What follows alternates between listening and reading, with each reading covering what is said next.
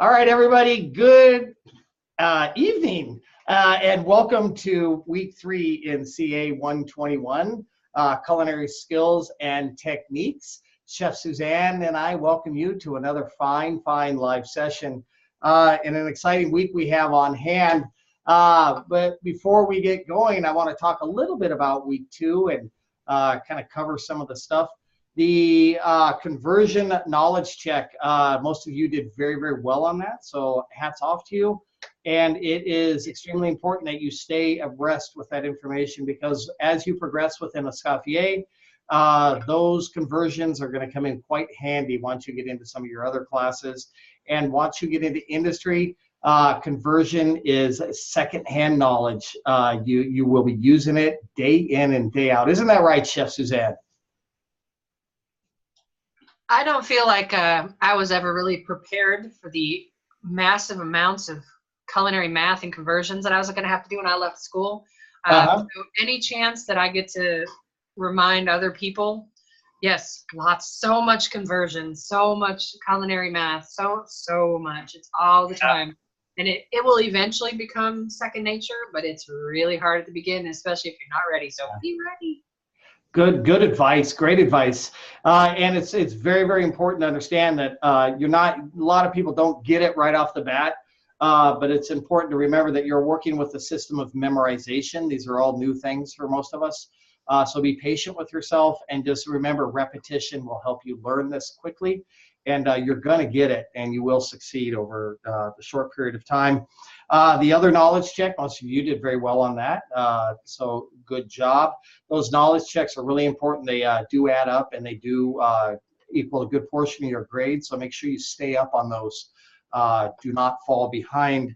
And then the sauteed protein with starch, panned sauce, we're going to turn to Chef Suzanne here in just a moment. She's going to share about that, but I wanted to talk for a moment about the yield percentages. Once again, going back to the math, that's going to be one of the most critical responsibilities you have in your position as a chef. Our number one responsibility is to generate profit in this industry. Regardless of our culinary skills, if we can't make money doing it, then we're not much service to a bank or to an owner or to those around us either. So this math has really got to be a top priority for everybody that's in this course. Chef Suzanne, what kind of feedback do you have on the sauteed protein with starch? Well, in my world, you cannot go wrong with chicken. Fabricating and cooking a chicken, to me that's my favorite food in the world, I think, is chicken. So I'm pretty boring like that, but I just think that it's so versatile. So I think in general the assignments were great. Speaking of yield percentages, I think a lot of us take for granted, we see it, we all see kind of like yield and some of that math all the time, and we don't realize it. We go to the grocery store and those little tags on the shelf that say how much something is per ounce. We all use those and look at those all the time. It's like, well, should I buy the ragu or should I buy, the Powell's brand? And we look and we compare those, and so we've seen it, but we just haven't really had to do it ourselves. But we utilize that information all the time. So that's what I think is kind of fun about all of this yield percentages and things, because we do see it, we just don't realize we see it. So I think that's what will make it a little easier as time progresses. But as far as the assignment goes, I think my biggest bit of feedback is utilizing the flavor wheel when describing what you're seeing and what you're smelling. Don't just say it was good. What about it was good? Was the texture good? Was the smell good? What about the smell? Was it pungent? Was it sweet? What is it? So I love the flavor wheel. Awesome. That's great job putting everything in perspective. I like the analogy of taking a look at the labels in the store, and we do analyze what things cost per ounce on our own personal lives, but once you get into industry, that is key information for you to learn and know. The vendors in the restaurant industry are just as tricky, if not more tricky, about that type of information than you'll find at most grocery stores, because they are all out there to make a buck, and they're going to do anything they can to get a few extra cents out of you. So think about it. I mean, we're working at this one place I'm helping out at. they're buying some thick slab bacon, and it's a great product, and they dropped the price way down on it. And so it made it look very, very attractive, but the yield on the bacon is so poor that you're losing about 40% of it to fat and to other liquids. So the price is actually much higher than an expensive bacon. So, yield percentages do pay off. Pan sauces. Chef Suzanne, what's your favorite pan sauce? Boy, I have to say I'm a big fan. You know, I do love chicken. I'm gonna have to say my favorite kind of pan sauce is making some steak au poivre with some cream and maybe some brandy or whatever nice liquor is in the house. So that's one of my favorites. Ooh, I love that. We used to do a pan-seared duck breast. We did the diamonds on the top, so it had that nice GBD appearance to it when it was done, the golden brown, delicious look. But then we would deglaze the pan with Calvados, which is a Spanish brandy, and add Granny Smith apples and shallots, and then butter it out, which was just super delicious over that duck breast. And so that was one of my most favorite ones, beyond the beurre blancs and everything else that we traditionally see. So that's a lot of fun to work with. Any other comments regarding week 2? I don't have any more comments. How about the peanut gallery? Yes. Crystal, did you have any feedback on week 2? No, not really. Not really? What'd you end up making? Chicken. Chicken? Did you do a pan sauce? That's where I kind of misunderstood or misread the assignment. I didn't realize I left it out until I was filling out the form. Uh-huh. So I think I might have to redo the assignment. I didn't do a sauce this time around. Okay. That's okay. Yeah. But you just pan-seared the chicken. Did you put any spices or herbs on it? Yes, I did. What'd you use? I have one that says like it's a mixture of all spices. I really don't know what it has. It comes like that. And of course, there's garlic and pepper and salt. Down in San Miguel de Allende, we would take chili mulato, or the dried chipotle chili, and then put it in the RoboCoupe or the Cuisinart with flour, and we would make our flours out of that to saute in. And it was very delicious and a little smokiness to it, which was kind of nice because both those chilies are smoked dried chilies. And that sounds delicious. I'm going to have to replay this live session to hear what you just said so that I can do it. Yeah, that was kind of the one of our big floury thing. Moving on, we have Chef Suzanne and I, and this will be a surprise to Chef Suzanne, have a big announcement to make. We've decided to come up with an extra credit program for those of you that have a 90% on-time submission rate for the remainder of the course. You will receive an extra 10% boost to your grade. Which is pretty significant. So for those of you that are watching this on the live session archive, make sure if you can get all your assignments in between now and the end of the course, you will receive extra credit, which is fairly significant, and help you succeed. So take advantage of the opportunity and focus on your time management to help you get your assignments in on time. And one of the reasons I am saying that is when you are in industry, when you are a working professional chef, time is one of the most critical things that we deal with on a daily basis. A customer does not care that you did not have time to prepare their food. A customer is not concerned that you had family issues or that you were unable to get it because of X, Y, and Z. They only care that that plate is in front of them, and we want everybody to get into that habit now. So time management, responsibility, dedication is what it's going to take to succeed in this business. So step it up, everybody. Let's get all of our assignments in on time, 90% on-time submission. Between now and the end of the course, 10% extra on your grade. So, that's huge. That is so exciting. I am so excited. What a sweet deal. Where did that come from? I don't know. I really am just as surprised as all of you. I really did not know that. So that is awesome.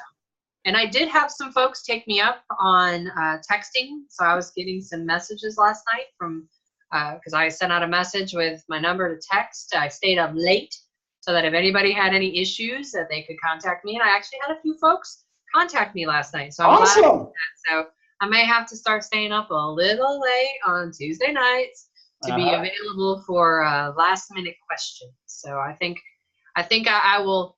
I'm going to say moving forward this block, I think I'm going to do that. So great job to everybody for reaching out to Chef Suzanne. For those of you that did, Chef Suzanne and I are here, and we're committed to your success. And take advantage of us.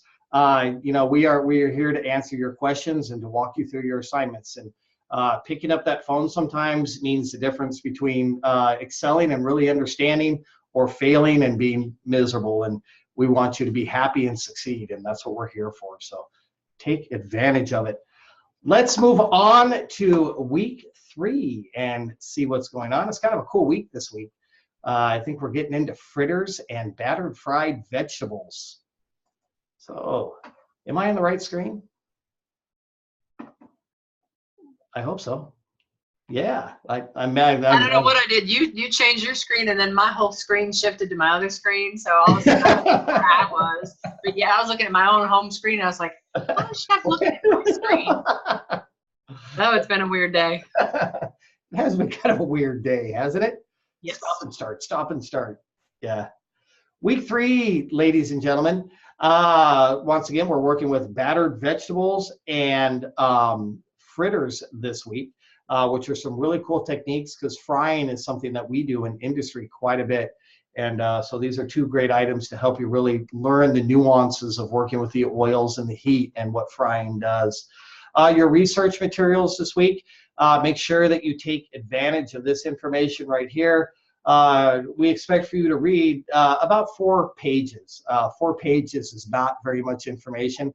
If you spread that out over a 7-day period, that's less than a page per day. So, just spend a few moments in the morning when you're having your coffee, just take a look at the textbook and see what's going on for the week. We're going to take a look at some of these videos tonight and walk you through some of the information so you have a clearer understanding.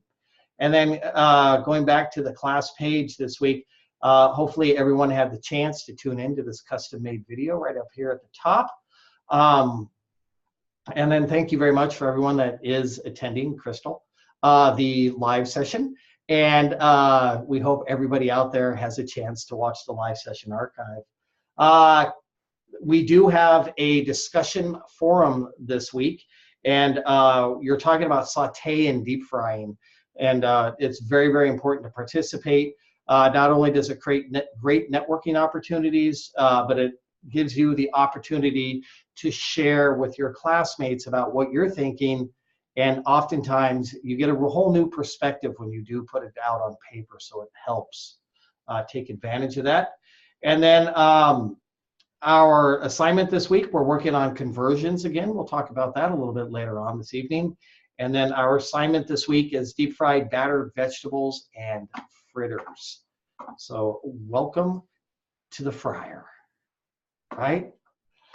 So moving on to the big information, don't forget to participate in that discussion forum this week. The discussion forum, your initial post is due no later than Saturday, and then you are to respond to two other students' posts no later than Tuesday night at 11:59 p.m. Central Standard Time.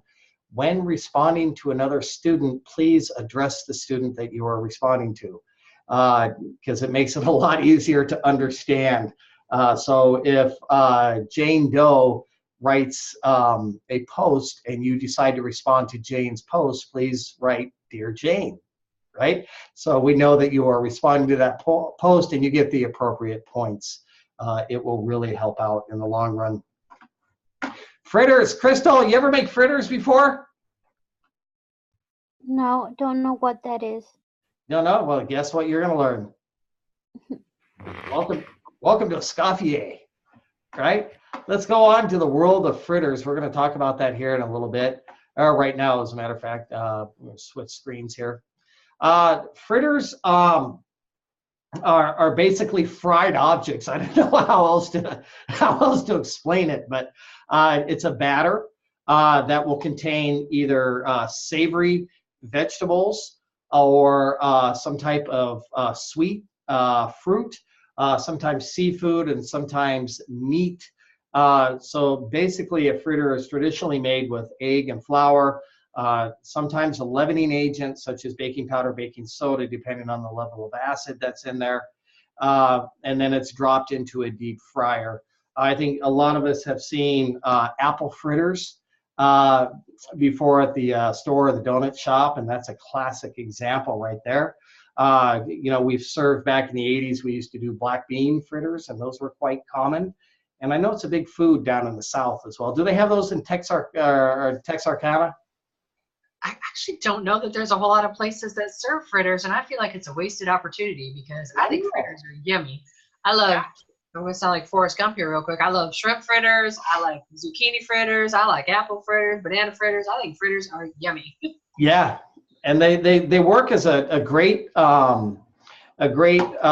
condiment to an entree if you're doing a starch like a sweet potato fritter, and they also work wonderful as an appetizer if you were doing the shrimp fritter with like a 3-pepper compote, you know, which would be a lovely dipping sauce for that, or a hoisin sauce. And if you were doing a sweet fritter, that'd be almost like a beignet. That would be kind of a nice dessert as well. So it's a very versatile item that you can use with multiple dishes. So it's a lot. And I used to think about them as a great way to clean out the walk-in. You know, so if you ever end up with a couple of extra cases of zucchini or a couple of extra cases of apples that you need to get rid of, fritters, man. People love them, and they're going to think you're a culinary god when you get done with them. Basically, the basic formula for fritters is going to be your egg and your flour. And we're going to take a look at a video here in just a moment on how they prepare those. And then what makes it a little bit different and what makes it yours or its uniqueness is going to be your herbs and your spices and your choice of ingredients. So basically you have a standard batter, and then you can add to that batter whatever you choose. And that's where really the uniqueness of being a chef comes into play. You know, we're really not ones to read things out of a recipe book and serve it. We are ones that interpret a dish in our own fashion. And so as you continue to grow in this industry, you'll really understand what I'm talking about soon. This is savory fritters. This is an example of some different types of savory fritters that are fairly common. Carrots, parsnips, which grow on the ground. Some people call them white carrots. You know, I've heard that before. Sweet potato fritters. I absolutely love sweet potatoes. Are the world's healthiest vegetable for vitamin and mineral content. I've seen people take fresh corn and just shave it off and then put it right into the fritter batter. It is delicious, almost like a hush puppy. Is that correct, Chef Suzanne? I would agree. I didn't list that in my favorite fritter list, but I did miss corn fritters. And corn fritters with cheese are really good too. Throw some cheese in there too. Oh my goodness. Yeah. Black beans, yes, yummy. Yeah. And I caught my wife out of the corner of my eye texting another chef earlier today, as a matter of fact. And she was texting the other chef on how to prepare fritters with roasted chicken and Gouda cheese, which sounded absolutely fantastic. And so I don't know where she came up with that, but it worked for me. Zucchini works fantastic. But when you get into these, what we call wet vegetables, zucchini and cauliflower could be that. If you ever do like an eggplant one as well, you have to salt them, extract the moisture, and then pat them dry with a paper towel. Because if you add the wet vegetable to your perfectly consistent batter, it's going to loosen it up quite a bit, and it's going to be difficult. Cauliflower and broccoli, I love fritters with those nice savory vegetables. Very, very delicious. A little cheddar cheese in there. Home run. Yeah. And then greens, I've seen people use a lot of Swiss chard. Mustard greens and fritters actually works really, really well. It's kind of cool. So I would definitely vote on that. You want to make sure that when you're working with a leafy green, though, in the fritter, You want to blanch those greens first, and I recommend adding a little bit of baking soda to the water, because what that does is that brings the chlorophyll to the surface of the green, and it'll give it that nice dark green texture or color that you're looking for in the fritter. If not, they have a tendency to be kind of pale green, and you'll lose them in the fritter batter, and you want that nice aesthetic touch to it when you serve it, so that's very, very important. Moving on to our next one, and perhaps my most favorite, because I kind of have a weakness for sweet things, I've been told. Yeah, these apple fritters are fantastic. We were talking about earlier a pan sauce with Granny Smith apples. I love to use Honeycrisp apples when it comes to making fritters. They hold up really well. They're tart, but they're also real sweet, and they work out real well. It's a great thing for breakfast in the morning. Honey fritters, a lot of cultures have their own form of fritter, not switter, fritter. But they have, down in Guatemala, for example, they make fritters with honey during the holidays, and that's a very popular dish for them down there. And then sweet potato fritters right here, once again, that I've talked about, are one of my favorites. But there is an endless variety of fritters. It's basically up to what you think. Have I missed anything so far, Chef Suzanne?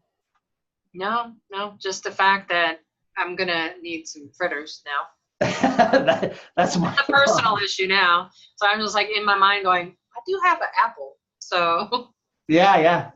It's tough doing these classes sometimes, because we talk about these things and then you're hungry by the end of the class. Yeah. You can normally plan our family meals. You can sort of see what I might be grading.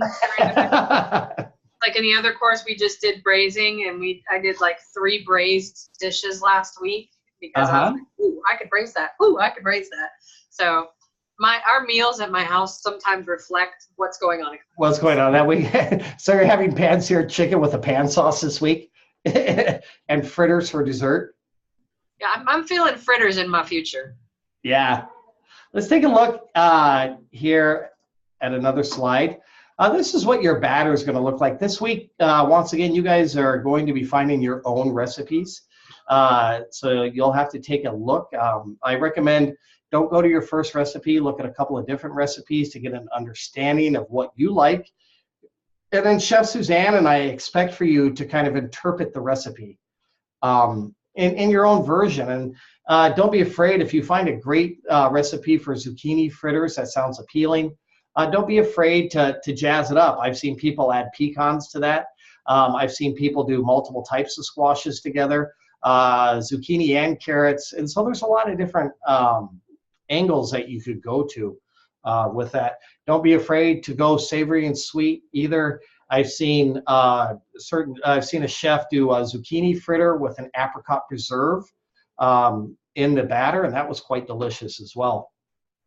A couple of key things to remember when you're making your fritters this week. Make sure that you do not over mix your batter.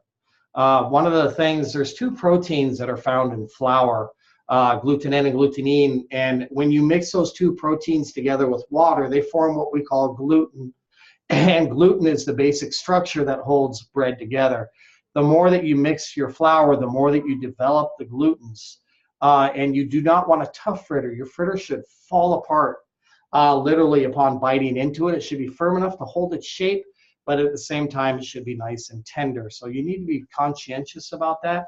I'm glad you put that at the top, Chef, because if I were to, because I've graded this before, and if I were to say the #1 issue or problem with fritters that I've seen in student work is it looks like really tough bread dough because they've overworked their mix, and it starts to develop that gluten, and it looks, just in the picture, I can see that it looks like a solid, the batter looked good in the picture, but they overworked it, and it's too tough. Yeah.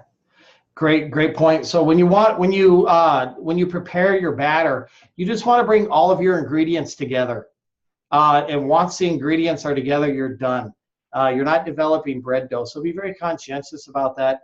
And another big trick to doing your fritters very, very well is after you've prepared it, cover it up, throw it in the refrigerator for at least an hour. And what that does is that allows those glutens to relax, and it prevents you from, helps prevent them from overdeveloping once again. So give it some time to kind of chill out before you put it into the oil. And another big thing, like I mentioned earlier, is to make sure that your vegetables or fruit are fairly dry before you add them. So for example, if you decide that you're going to do a peach and a mesquite honey fritter, make sure that your peaches pat them dry with a clean towel to remove as much moisture from the outside as possible before doing that. Another big key point here too is to make sure you taste your batter when it's done before it goes into the oil, because it's really difficult to alter the seasonings of your batter when it comes out of the oil. So make sure that you're real conscientious about that. That goes with every dish that we're going to be making from here on out. It needs to be tasted at various stages. One of the biggest things that we're concerned about in industry is when that plate of food goes into the window, it's your responsibility. You should have tasted everything that's on that plate. You should know that it's the best. So I know Chef Suzanne, you'll probably agree with me. You probably keep small canisters of tasting spoons around your kitchen to ensure that everything gets tasted. Is that correct? I mean, I think a case of plastic spoons is like $23.23 here where I get them from, because I buy them a lot. So 1,000 spoons at a time. Yeah, absolutely. Gotta taste everything. Everything that you make needs to be tasted. So it's very, very important. Going back to our slides here, when we're doing our fritters, we want to make sure, once again, deep frying, and we've talked about this once before, but deep frying can present certain hazards in kitchens. So you need to be very conscientious about what you're doing. First thing, you want to make sure that you have a heavy bottom pot. And probably if you're going to use a quart of oil, make sure your pot is at least 2 quarts. And you only want to fill that up about halfway. Oftentimes when we go to fry things, the moisture in the batter will force that oil to rise. And you want to make sure it doesn't spill over, because that's how fires start in the kitchen. So you need to be very conscientious about that. If a fire does start while you're deep frying, the first thing you want to do your best to kill the source of heat to prevent that fire from spreading. And then always sprinkle with baking soda, and that will extinguish your flames very, very quickly. And cover it with a lid is a very safe way to do it as well. Relax, do not scream, do not jump, do not start throwing things. That does not help in an emergency situation. Just be chill and calm. The oil that you're going to use this week, make sure that you use an oil with a higher smoke point. That's very, very important. So we don't want to be frying these things in extra virgin olive oil that has a smoke point of 300 degrees. We want to make sure that we're using a vegetable, peanut, or a canola oil that'll be able to do it. Frying fritters, you want to make sure that the average temperature is right around 365, depending on the size of your fritters. And let me explain that here just a little bit. When you've prepared your fritter batter, you want to make sure that you have consistent size fritter drops going into your oil. Traditionally in industry, we'll use an ice cream scoop. If you have a larger ice cream scoop, you don't have to fill it all the way up, right? You can just do half. The smaller your fritter is, and traditionally they're about the size of a $50 in circumference, right? They're about the size of a golf ball. Does that sound about right, Chef Suzanne? I was just going to say golf ball. Yes. Golf ball? And actually, if I were to say the second biggest problem I see with fritters would be too big, and in order to get the inside done, the outside is really, really dark. So that's yeah. Absolutely, very valid point. If your fritters are too big, by the time the stuff gets cooked on the interior, it's burned, and the stuff on the inside is raw. And since we're talking about that subject right now, when you deep fry, it's not the oil that's cooking your food. The oil simply conveys the heat into the food, and forces the moisture to get hot and then forces it to steam out. And that's what the cooking process happens when you deep fry. Deep fry is not oil cooking your food. The oil simply conducts the heat into the food, which gets the moisture in the food hot, turns it into steam, and starts excreting the moisture. That's where all those little bubbles are coming from in your oil, which the most important thing you can do when your fritter comes out of the oil, when it's cooked, when it's nice, crisp, GBD, golden brown delicious, it needs to go onto a wire rack. Do not put it into a paper towel.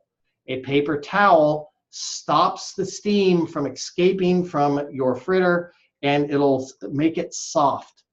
So we don't want that. We want a nice crispy fritter, so it needs to go onto a wire rack. Anything you fry should always go onto a wire rack to allow it to cool evenly from all sides, allow any excess grease to drip, and you'll be much better off. Did I get all that right? Yes, you did. I don't know where that spiel came from, but it sounded so good. It did. It totally sounded good. It sounded pre-rehearsed, didn't it? Yeah. So we just talked about the fact that it needs to go onto a wire rack. Use some type of portioning utensil. We recommend scoops in the kitchen, the commercial kitchen, all have different color handles. The color of the handle determines the size of the scoop, right? For this, I would recommend using like a number 4 scoop, which is once again going to be about the size of a golf ball or a ping pong ball, for that matter. And when you are putting your fritters into the batter, do not overload your oil, because the oil, if you add too many fritters to your oil, it'll drop the temperature of the oil, and when the oil gets cool, your food will absorb the oil and become soggy, right? So you want to add a fritter, let it come back up to temp, add a fritter, let it come back up to temp. Highly recommend you use your candy thermometer or have a thermometer that goes to the appropriate temperature. Most thermometers in the kitchen go to what we call 220. They're used for checking the temperature on meats. Look at the dial on your thermometer, and if it says 220 on there, it's not going to really work too well for 365 degrees.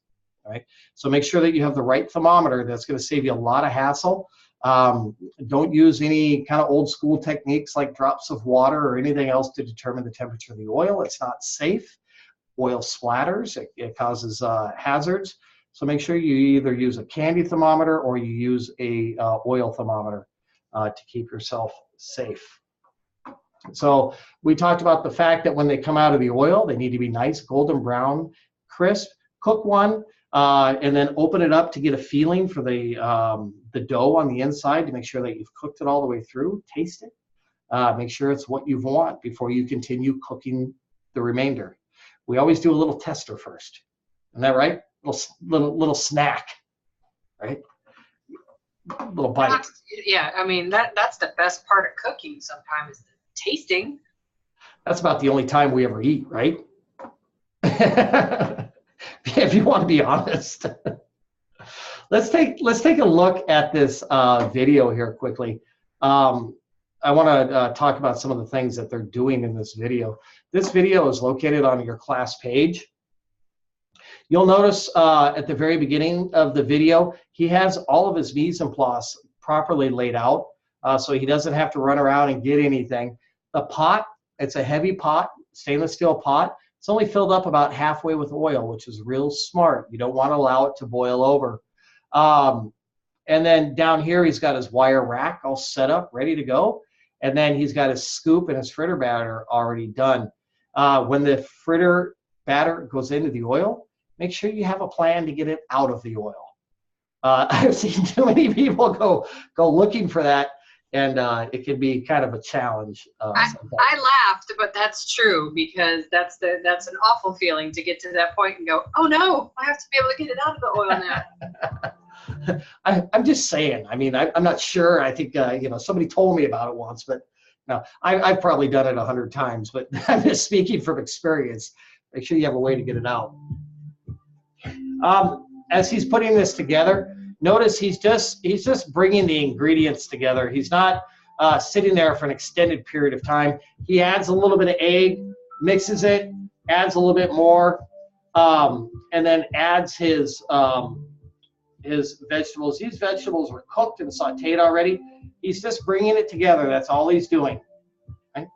Checking the consistency. You know, he wants to be like a muffin batter or a cake batter almost. A little bit thicker depending on exactly the type of fritter that you're making. And you'll notice he does not add any seasoning until the end. After you season it, that's when you're going to taste it. It's not going to kill you to eat it and taste it. Don't get a straw and start eating it. And just take a small bite to make sure your seasoning's right on the money. You take a look at the consistency of his batter, right? Thick muffin batter. He's spreading the fritters out as he's putting them into the pot to ensure that the oil does not drop and get cool in temperature. These look like they're probably going to cook to 3.5 minutes, and they're going right on to the wire rack. Once again, that wire rack prevents them from becoming soggy. Very, very important. Stirs them gently while they're cooking.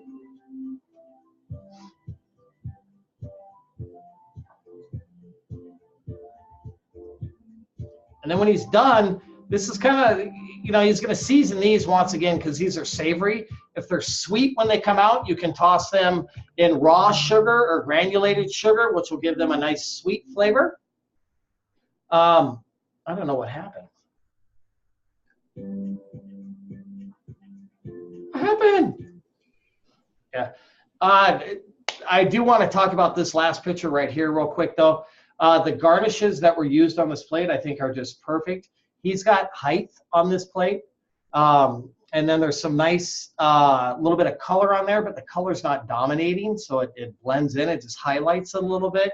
Got a little sauce, a little dipping sauce down over here in the corner. So I would refer to this as being a very well-garnished plate. And that is actually what is part of the assignment this week is to plate as bar food and serve with appropriate sauce. And so we don't really talk too much about the sauces normally, but both the battered vegetable and the fritter should both have an appropriate sauce to go with it. Yeah. And you don't necessarily have to make your own sauce. We encourage you to make your own sauce. But if you're not able to, we do understand. Please don't serve ranch out of the bottle. We have much higher expectations in the creativity department. There's a ton of sauces out there that are available. If you're doing something savory, you can make a sriracha mayo, which would be quite great with a zucchini fritter. If you're doing something sweet, you could do like a creme fraiche, with a little vanilla in there or something like that to kind of balance it out. So really put some thought into your sauces this week.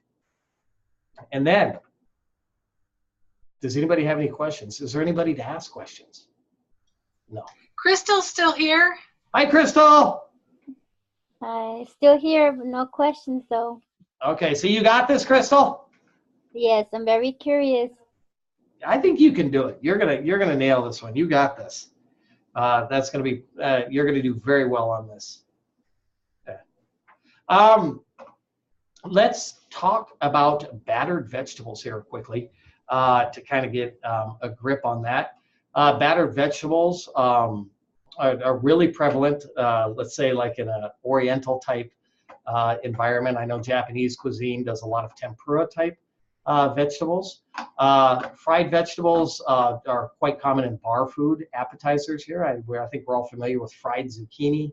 A couple of years ago, it was kind of a big trend in the restaurant industry to be serving all sorts of fried vegetables. We've kind of gotten away from that with the perception that eating fried vegetables are bad, and that's not necessarily true. There's a couple of different ways you can go with your batter. In this, traditional batter is going to be a mixture of flour, baking powder. Baking powder and baking soda are very similar in nature. Baking soda is sodium bicarbonate, and then baking powder is sodium bicarbonate with the addition of tartaric acid. And the reason they add the acid to the baking powder is sodium bicarbonate needs an acid to leaven, to give off carbon dioxide. Carbon dioxide is what makes it rise. So baking soda, when mixed with water, warm water, will give off carbon dioxide if there's an acid involved in the batter. But when you go to bake and it calls for baking powder, that's because there's no acid in your dough or your batter.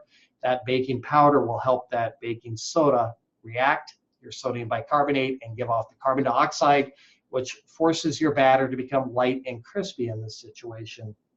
There are certain recipes out there that will add club soda as their leavening agent, which I don't always understand that one so well. I think it's more for the flavor profile. Beer, milk is common, egg is common as well. Egg's going to make kind of a thicker, more dense batter, so you might want to kind of avoid that when it comes to working with delicate vegetables. And my biggest recommendation when it comes to working with battered vegetables is don't go crazy on the seasoning, right? And the reason for that is if I've seen so many chefs, they hit it with cumin and chili powder and all these other things, and then you go to take a bite of it, and the last thing that you can taste is the vegetable. So whatever seasonings you choose to add to it, they should enhance the flavor of the vegetables. So it's very important to remember that. I always like to stick with just some kosher salt and maybe some cracked black pepper. So this way, if I'm serving, you know, fried sugar snap peas or something like that, you can taste the sugar snap pea. I don't want them to taste the batter. The batter adds texture and mouthfeel from the oil. So it's very, very important. Ideal vegetables that are pretty common, carrots, broccoli, green beans, squashes, eggplant. Some places will do potatoes, and those are fairly some of the common ones. The big thing in here, like Chef Suzanne was talking about a moment ago, would be the dipping sauce. Yeah, dipping sauces are critical. And with dipping sauces, you know, with this kind of has an Asian type background to it. I love to serve, take hoisin and mix it with a little bit of ponzu, kind of a little bit of a saltier, sweeter type sauce. I think goes real well. You could add some fish sauce in there as well. That kind of goes really good. And then battered vegetables. Here's kind of the rundown. A lot of times, if it's a more moist vegetable, we'll coat it in cornstarch first. And what that does is that helps the batter stick to the vegetable and gives it, it helps it keep that crunch that's going. Oil is going to be a little bit cooler than it was with the fritter. Fritter, we mentioned 365. We're going to go around right around 350 degrees. Once again, make sure you're very cautious when it comes to working with the oil. A couple of things I forgot to mention. Make sure you keep your small children out and keep your small pets out of the kitchen. Make sure that you wear a proper uniform when you're working with the oil. Oil accidents are very common. We don't plan on them happening, but they do happen. We've had pictures as evaluators with people with cats in the kitchen and dogs in the kitchen, and we don't want to fry those things up. It ain't good. Shoes. Make sure you have on socks and shoes. Yes, very, very important. We talked about some of the safety hazards, you know, with the oil boiling over. Do not leave it unattended. If you turn it on high and then you go out, you get a phone call or the baby's crying in the other room or whatever, that oil can get hot fairly quick and can engulf into flames. So make sure that you're there and get rid of all your other disturbances. So make sure that you stay real focused on that. And then going back to our slides here quickly. Cooking times will greatly vary depending on the type of vegetable that you're using. A more delicate, less vegetable, when cut into like a batonnet in a zucchini, for example, will cook fairly quickly. You have to remember that when you're cooking your vegetables, you don't want them to cook all the way in the oil. It's very important to realize that we have carryover heat. When you pull them out of the oil, they're going to continue to cook. You want your customer to have a nice al dente vegetable that when they bite into it, they get a nice crisp crunch. And they don't want to be eating baby food. So don't cook it all the way. Pull it out, shortly before it's done. Make sure you have your nice GBD color, golden brown, delicious color, like Chef Caesar likes to say. And then one big thing, vegetables must go on the wire rack when they come out of the oil, because otherwise they will get soggy. Did I forget anything about the vegetables, Chef Suzanne? I don't think so. I just didn't want to forget to mention this. I kind of learned it on more out of necessity, working somewhere that didn't have beer batter. And so we were trying to come up with something, and one of the chefs I work with said, use Sprite. And I was like, that sounds awful.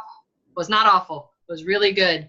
And so something that works for both the fritters and the vegetables is if there's a liquid needed, substitute different flavors of soda that may complement the recipe, or juices. And can add just something a little different and not overpowering, but just sort of give you a little something. So I thought that was really cool. So as over the years, I've kind of, I play with batters. I want to try different stuff. So I like the idea of different flavors in them.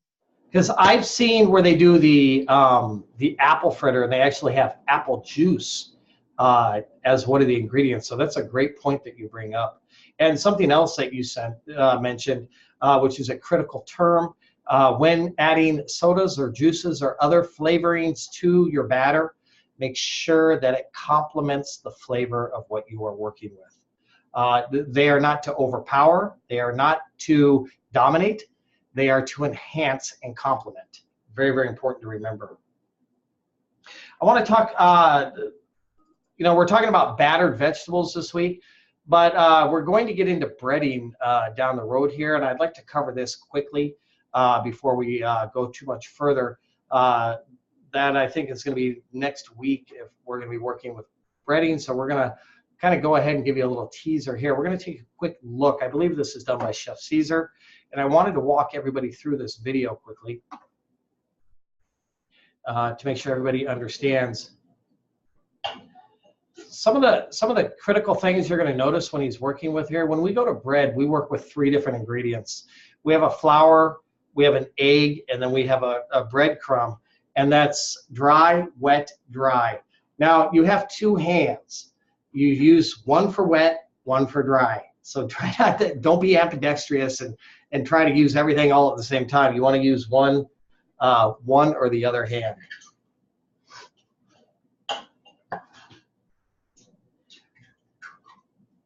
And then so he's going to go ahead and he's going to crack his eggs, and he's going to make sure that they're well blended. You want to make sure egg whites and egg yolks cook at different temperatures, so you want to make sure that everything is mixed together real well. You'll notice he's using one hand only for the dry ingredients, and then once it's wet, he switches to the other hand, removing all the excess egg, and then he'll pack it into the shrimp that he's working with. You make sure it's on there nice and tight. The flour helps the egg. The flour sticks to the protein, the egg sticks to the flour, and then the breading sticks to the egg. So that's going to be the simple procedure on doing that.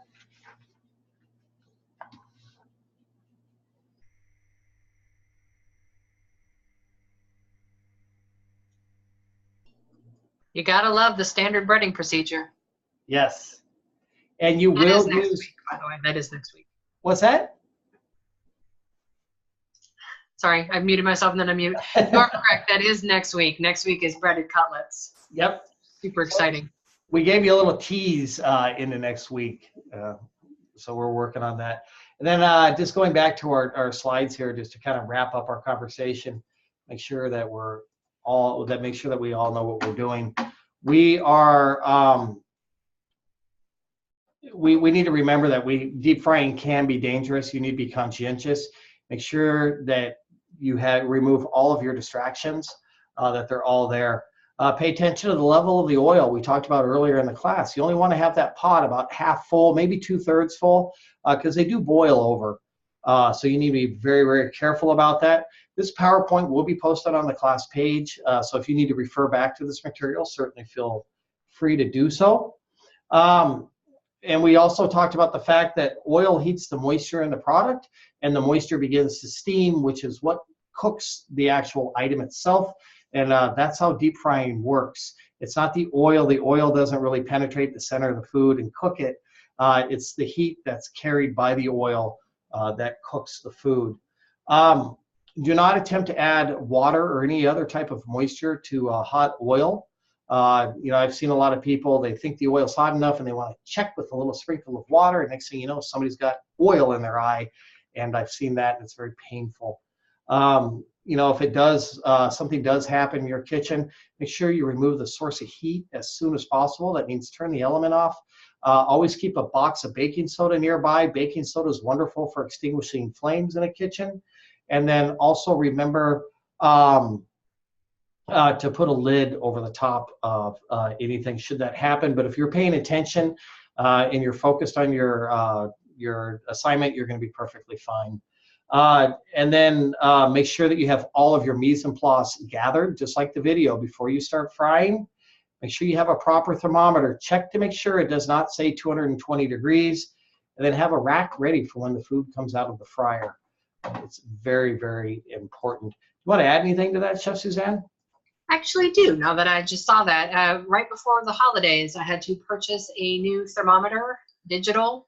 It's not the greatest in the world. I got it at Walmart, and I think it temps up to like 500 and something degrees. It's like $7.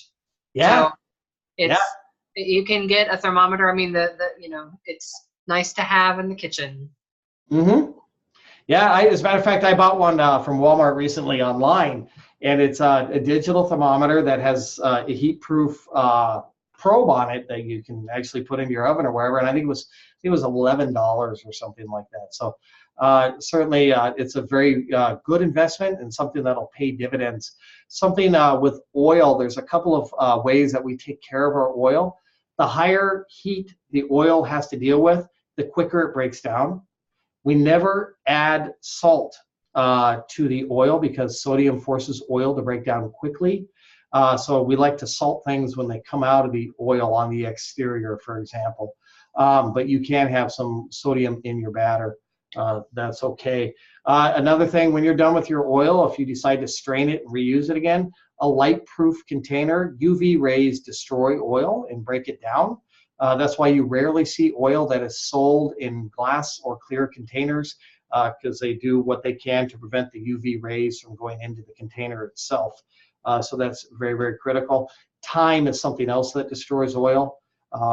And in a restaurant, oil is an expense, and so we do have to manage it and take care of it. It's very, very important. Wrapping up tonight's session, that knowledge check this week, when it comes to your conversions, it's quite simple. Gallon Girl will answer all of your questions, or Gallon Guy, whichever one you want to refer to, will answer all of your questions this week. How many teaspoons are in a tablespoon? We know that there's 3 teaspoons in a tablespoon. So if they want to know, for example, how many teaspoons are in 6 tablespoons, you simply multiply 3 times 6, which equals 18. How many pints are in a gallon?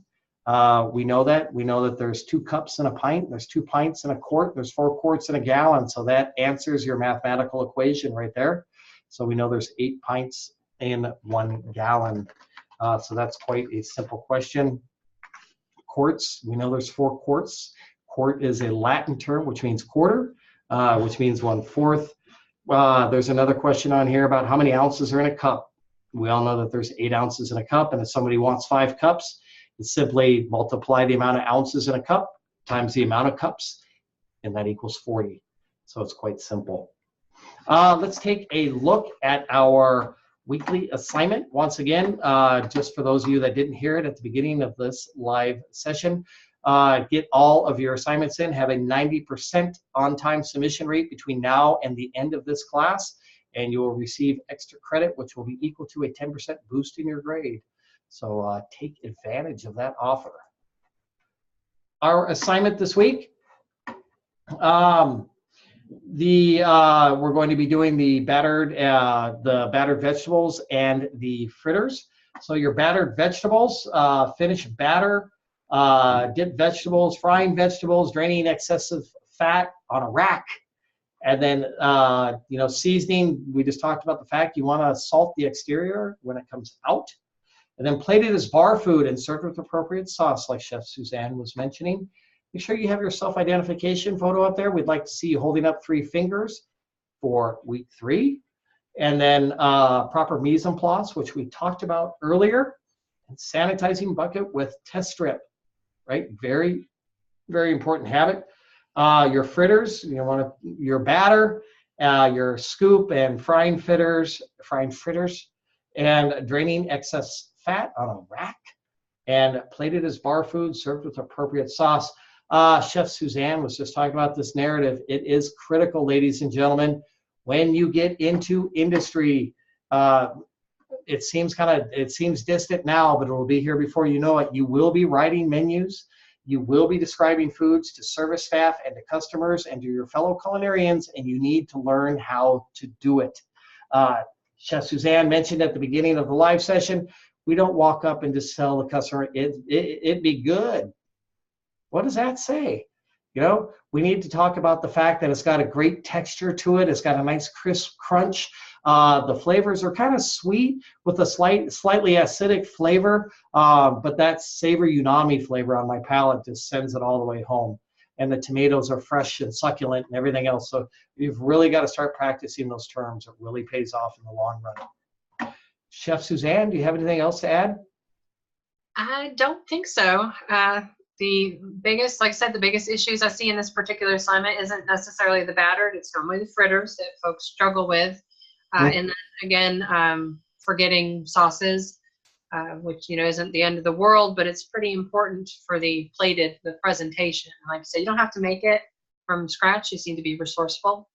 I think that's it. This one, I think this is a fun assignment. I think this is, not that sauteing wasn't fun, but I think this is fun. New and different. Big hit with families and children. Oh yeah. Children love fritters. I love doing the fresh apple fritters. And when they come out of the oil, dusting them with powdered sugar, that is just lovely. And I'll tell you a really quick cheating sauce to give. If you take vanilla bean ice cream, and melt it, just let it sit in your refrigerator overnight and serve that as your dipping sauce with your fritters. Oh my God. People are going to chase you. They're going to want autographs. It's a beautiful thing. So that's just one of the little tricks that we use in industry, and that it's kind of a mock creme anglaise, but it works really, really well. Crystal, do you have any questions? No. No? Okay. No. All right, everybody. Well, thank you very much for a great live session. Have a wonderful evening. And once again, if you have any questions, make sure you let us know. Chef Suzanne and I are both here to help you succeed. So reach out, let us know what we can do. Have a great night, everybody. Take care.